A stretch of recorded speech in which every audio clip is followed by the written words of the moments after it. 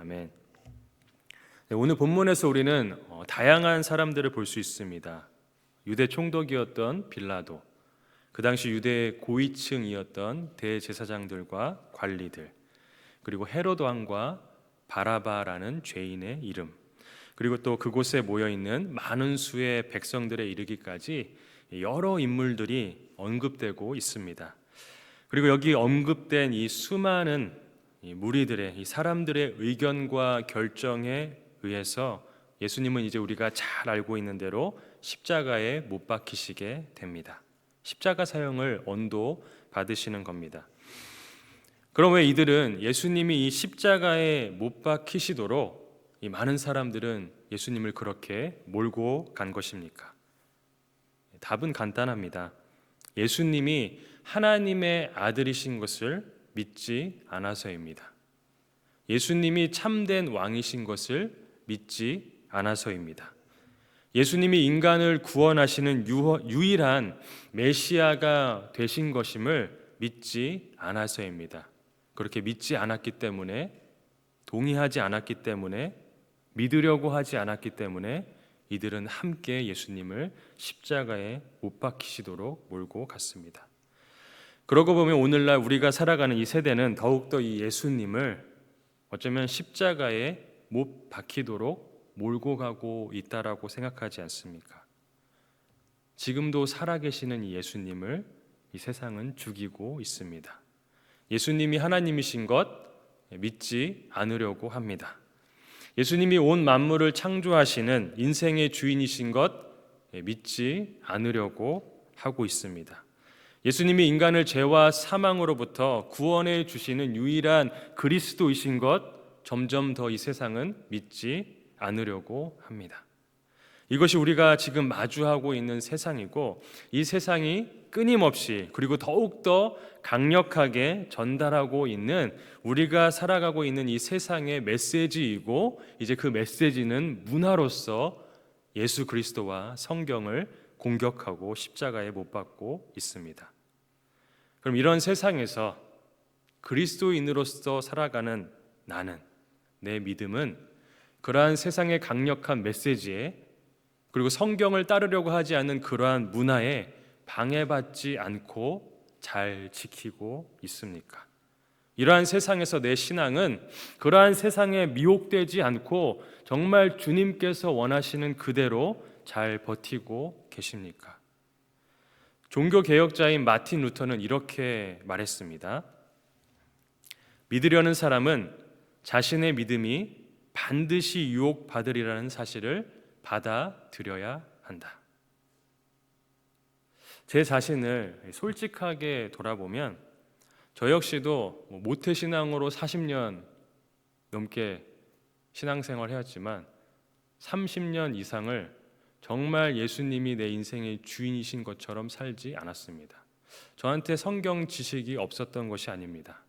예배를 어떻게 드리는지, 교회 가서 뭘 해야 되는지, 헌금 생활을 하고 그리스도인으로서 보여야 할 모습을 보이지 않아서 그랬던 것이 아닙니다.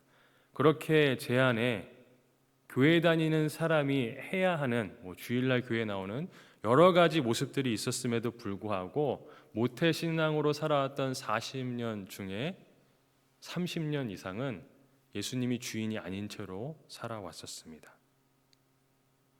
세상의 목소리에, 세상의 좋은 것들에 늘 휩쓸리면서 고민하면서 살아왔습니다.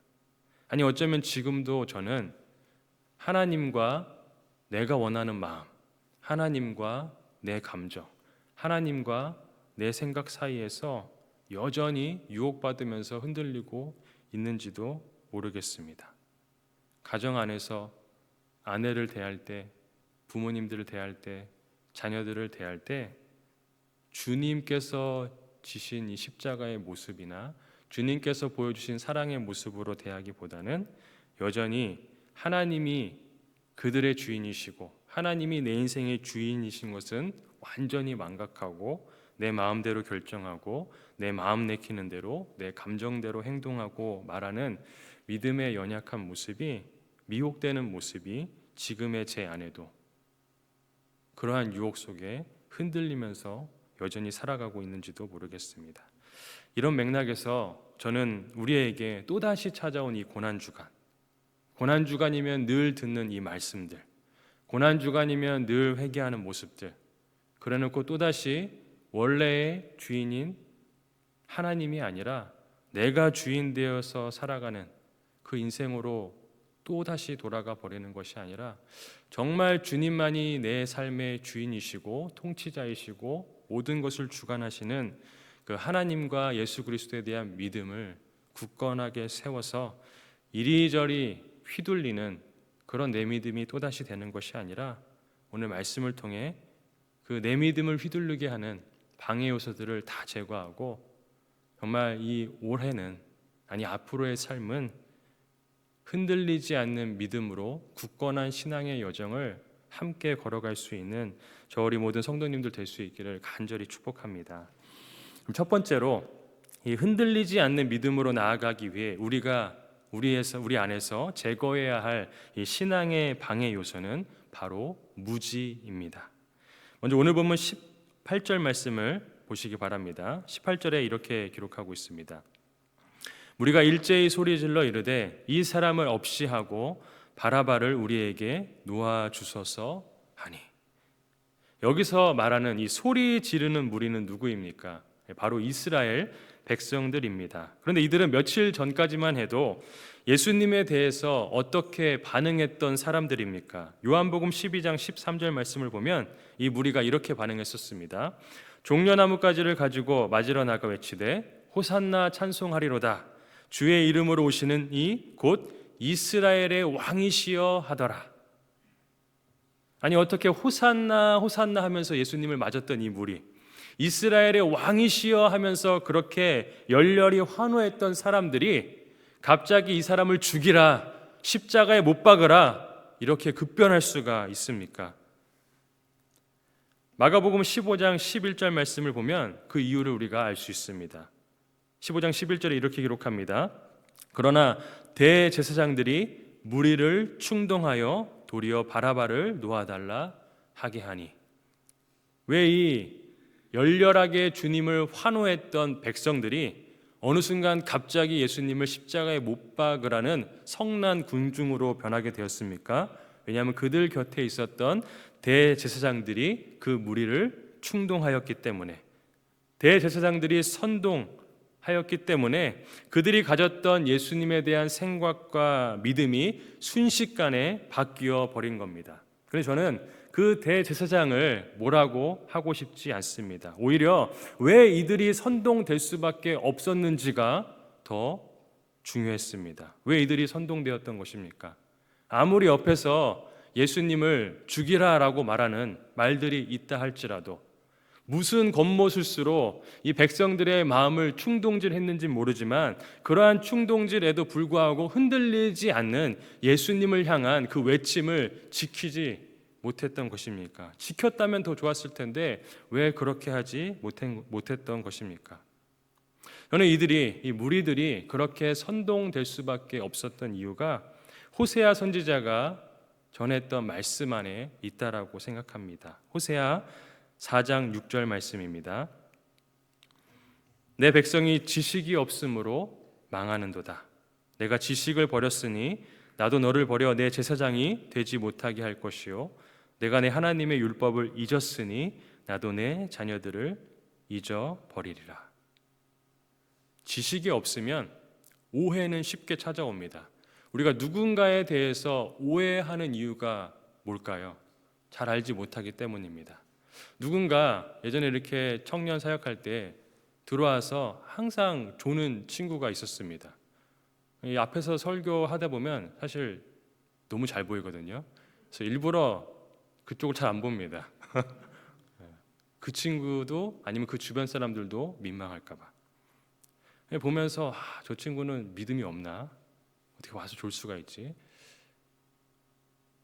근데 나중에 그 친구가 왜 졸 수밖에 없는지를 알게 된 적이 있습니다. 왜냐하면 이제 유학생으로 미국 땅에 와서 공부도 하고, 사실 유학생은 일하면 안 되지만 또 학비를 벌기 위해서 밤 늦게까지 일을 하게 되는 그러한 모습이 있는데도 불구하고 다음날 주일날 피곤한 몸을 이끌고 그래도 교회에 나오겠다고 나왔던 청년이었던 것입니다. 그러고 나니까, 알고 나니까 오해가 그래도 좀 사라지게 된 것입니다. 지식이 없으면 오해하게 됩니다. 왜 무리가 대제사장들의 선동에 의해서 예수님을 그렇게 오해하게 되었을까요? 왜냐하면 예수님의 기적은 정말 많이 봤을지 모르지만 정말 예수님이 하나님이신 것, 하나님의 아들이신 것, 그리스도이신 것, 메시아이신 것 잘 알지 못했기 때문입니다. 왜 예수님의 제자들이 예수님께서 이 십자가 고난을 받으시는 그 길을 걸어가는 동안 뿔뿔이 흩어졌습니까? 왜냐하면 여전히 예수님에 대해서 잘 알지 못했기 때문에 그렇습니다. 지식이 없으면 망합니다. 왜 우리의 믿음과 신앙이 흔들립니까? 교회에 대해서 오해하고 사람에 대해서 오해하고 주님에 대해서 오해하기 때문에 그렇습니다. 정말 우리가 주님을 제대로 알고 있다면, 교회가 무엇인지를 정말 제대로 알고 있다면, 교회는 이런 건물도 아니고 연약한 사람들이 주님 믿겠다고 병들고 지친 마음 가지고 나와서 주님을 찬양하는 그러한 공동체라는 걸 우리가 알고 있다면, 조금 부족한 모습을 보이는 누군가가 있더라도 오해는 사라지게 되고 이해가 그 자리를 덮게 됩니다. 주님에 대한 오해도 왜 생기게 되는 것입니까? 주님이 우리 삶 가운데 어떻게 인도하시는지 정말 제대로 우리는 알지 못하는데, 내 좁은 식견과 지식으로, 내 경험으로 이미 주님을 다 알고 있다라는 잘못된 오해에서부터 우리의 신앙은 넘어지게 되는 것입니다. 정말 주님에 대해서 우리가 제대로 알고 있다면, 주님께서 하신 말씀에 대해서, 세우신 교회에 대해서, 주님께서 창조하신 인간에 대해서 정말 제대로 알고 있다라고 한다면 우리는 오해로부터 벗어나서 이해의 자리로 들어가게 될 줄로 믿습니다. 우리 신앙이 이렇게 세상 속에서 흔들리지 않기 위해서는, 그렇기 때문에 예수님에 대한 경험적 지혜뿐만 아니라 가장 기초가 되는 하나님이 주시는 이 계시의 말씀, 이 성경에 대한 올바른 지혜가 있어야 할 줄로 믿습니다. 신천지에 빠지는 많은 사람들을 보면 그 사람들이 성경에 관심이 없어서 신천지에 빠지는 것이 아닙니다. 오히려 성경에 대한 궁금증도 많고 알고 싶은 것도 많은데 이것을 제대로 알려주는 사람도 없다라고 여기고, 그리고 잘못 가르쳐주는 말에 선동되어서 흔들리게 되는 것입니다. 그렇기 때문에 하나님의 말씀을 올바로 아는 지혜가 우리에게 있어야 합니다. 하나님을 아는 올바른 지혜가 우리에게 있으면 아무리 거센 이 세상의 공격에도 불구하고, 우리를 흔들려고 하는 많은 요소에도 불구하고 우리의 신앙은 흔들리지 않을 수가 있습니다. 요한일서 4장 5절부터 6절 말씀에 이렇게 기록합니다. 그들은 세상에 속한 거로 세상에 속한 말을 하며 세상이 그들의 말을 듣느니라. 우리는 하나님께 속하였으니 하나님을 아는 자는 우리의 말을 듣고 하나님께 속하지 아니한 자는 우리의 말을 듣지 아니하나니 진리의 영과 미혹의 영을 이로써 아느니라. 어떻게 무엇이 진리인지 뭐가 미혹하는 것인지 구별할 수 있습니까? 그것은 하나님을 아는 지혜를 온전히 가져야만 분별할 수 있는 것입니다. 하나님 말씀에 대해서 깊이 아는 것, 제대로 아는 것, 올바로 아는 것, 그리고 이 하나님 말씀을 배우기 위하여서 계속해서 나아가는 것이 그렇기 때문에 너무나도 중요합니다. 저도 여전히 이 하나님의 말씀을 올바로 알기 위해 계속해서 연구하고 공부하고 있습니다. 제대로 알지 못하면 세상의 다양한 이성적, 과학적, 철학적인 생각으로 파고 들어오는 것에 대하여 대응할 수가 없습니다. 이런가? 저런가? 헷갈릴 수밖에 없는 것입니다. 그러나 내 믿음이 흔들리지 않고 시험에 빠지지 않고 오해로 점철되지 않고 흔들리지 않으려면 하나님의 말씀이 내 삶에 온전하게 새겨질 수 있도록 주의 말씀을 더욱더 묵상하는 자리 가운데 나아가야 될 줄로 믿습니다. 요한복음 성경 공부하시는 분들 이렇게 얘기를 들어보면 이런 말 하시는 분들이 계셨습니다. 목요일 저녁에 특별히 성경 공부하시는 분들 중에 몇몇 분이 이런 말씀을 하셨습니다. 목요일 저녁에 성경 공부를 하려고 작정하고 나니까 왜 이렇게 목요일 저녁에 약속이 많이 잡히는지 너무 신기하지 않습니까? 새벽기도, 특별 새벽기도라서 나오려고 하면 왜 이렇게 다른 주보다 잠이 더 많이 쏟아지는지, 말씀을 사모하고 말씀을 묵상하려고 하는 우리의 마음을 사단은 기뻐하지 않는 것 같습니다. 그러함에도 불구하고 우리의 신앙을 흔들지 못하게 하는 이 말씀에 깊이 뿌리 내릴 수 있도록 계속해서 말씀을 묵상하는 자리 가운데 나아갈 수 있는 우리 모두가 되기를 간절히 바랍니다. 그럼 두 번째로 우리가 흔들리지 않는 믿음으로 나아가기 위해 제거해야 할 신앙의 방해 요소는 바로 그릇된 결정입니다. 먼저 오늘 보면 14절 끝부분을 보시면 빌라도가 예수님을 신문하면서 예수님의 죄에 대해 어떻게 판단하고 있습니까? 14절 끝에 이렇게 기록합니다. 너희가 고발하는 일에 대하여 이 사람에게서 죄를 찾지 못하였고, 또 22절을 보시기 바랍니다. 빌라도가 세 번째 말하되 이 사람이 무슨 악한 일을 하였느냐, 나는 그에게서 죽일 죄를 찾지 못하였나니 때려서 놓으리라 하니. 빌라도가 세 번이나 말했다는 것은 확실하고 확실하다라는 뜻입니다. 무엇이 확실합니까? 예수님께 죄가 없는 것, 예수님을 죽일 죄를 찾지 못하는 것이 확실하다는 것입니다. 그래서 이미 빌라도는 잠정적으로 예수님을 그저 때려서 놓는 것으로 결정했습니다. 결론을 내렸던 것입니다. 그런데 이 빌라도가 궁극적으로는 어떤 결정을 최후에 내렸습니까? 24절과 25절 말씀을 보시기 바랍니다.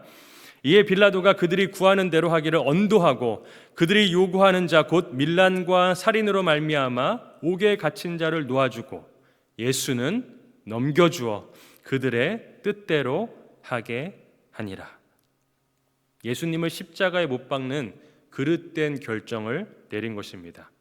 그럼 왜 빌라도는 예수님이 죄가 없다고 분명하게 알고 있었으면서도 불구하고 그릇된 결정을 내렸습니까?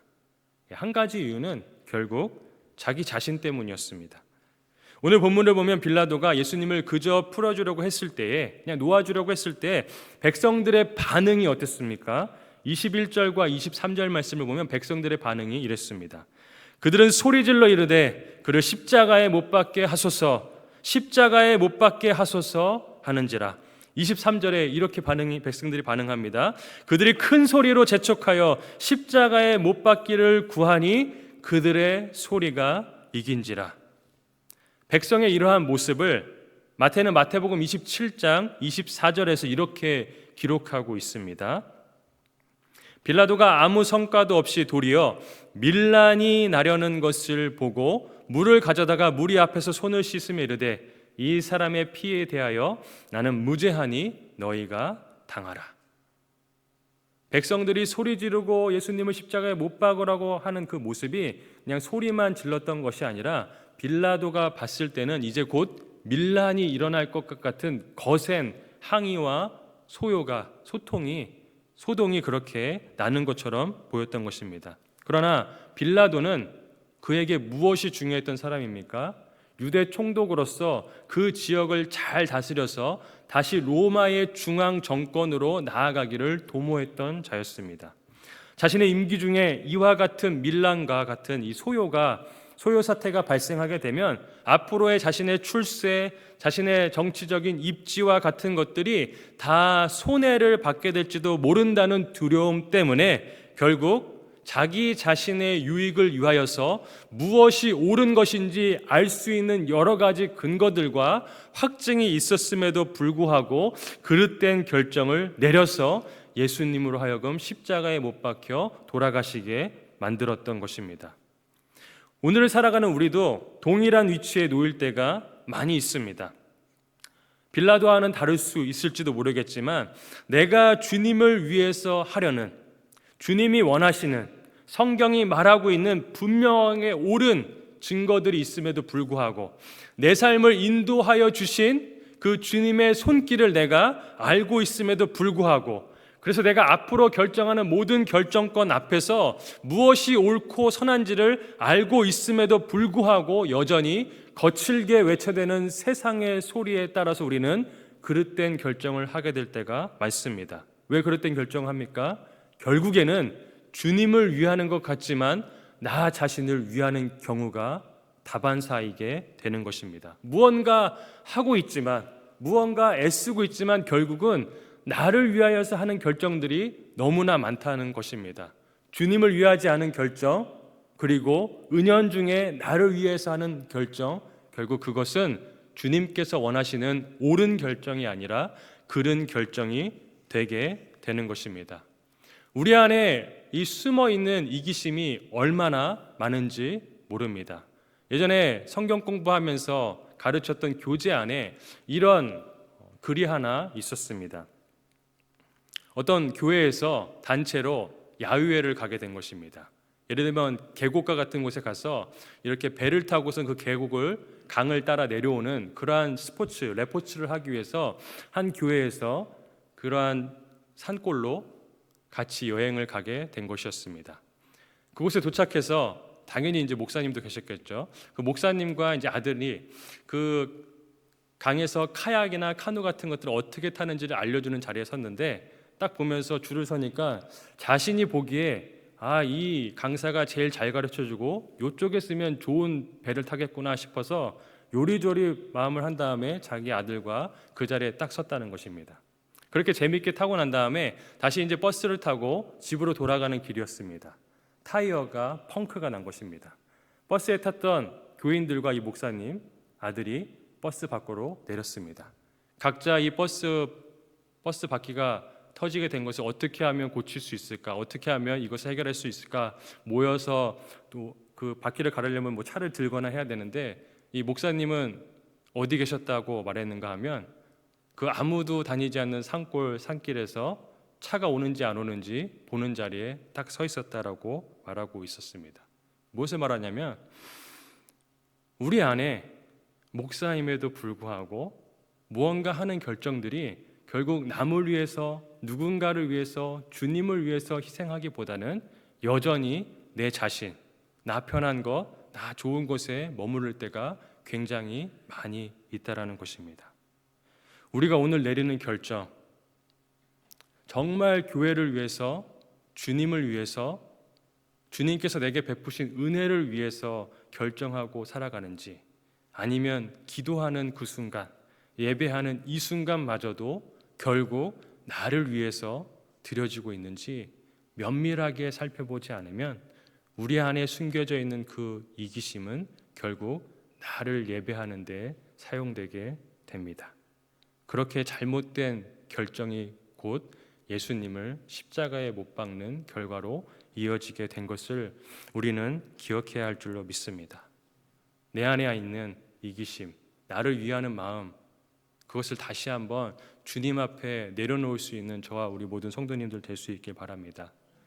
거기에 흔들리지 않아야 거센 세상의 도전에서도 내가 가진 믿음 방해받지 않고 온전히 주님만을 위해 나아갈 수 있을 줄로 믿습니다. 말씀을 마무리합니다. 오늘 본문의 수많은 무리들은 저마다의 이유로 이리저리 휘둘리고 또 휘두르는 그러한 결정들을 해댑니다. 그러나 그러한 상황 속에서도 예수님만은 전혀 흔들림 없이 이 십자가 고난의 길을 걸어가고 계십니다. 예수님은 어떻게 그러실 수 있었습니까? 왜냐하면 예수님은 아버지의 뜻을 온전히 다 알고 계셨기 때문에 그렇습니다. 그리고 예수님은 그 알고 계신 아버지의 뜻을 본인도 동일하게 기쁜 것이라 여기며 그 뜻을 향한 결정으로 나아가는 길을 선택했습니다. 아버지 뜻대로 하나님의 백성들을 죄로부터 구원하는 것을 가장 중요하게 여기셨기 때문에 주변이 온통 소란스럽고 혼동하다 할지라도 주님은 흔들림 없이 그 군중 속을 어김없이 우리를 위하여서 걸어가셨습니다. 우리도 주님처럼 다른 것에 흔들리지 말고 주님만을 구하며 나아가길 간절히 바랍니다. 주님 말씀만을 정말 꼭 붙들길 원합니다. 나를 위한 결정이 아니라 주를 위한 결정을 하는 그 자리에 도전하며 나아가길 축복합니다.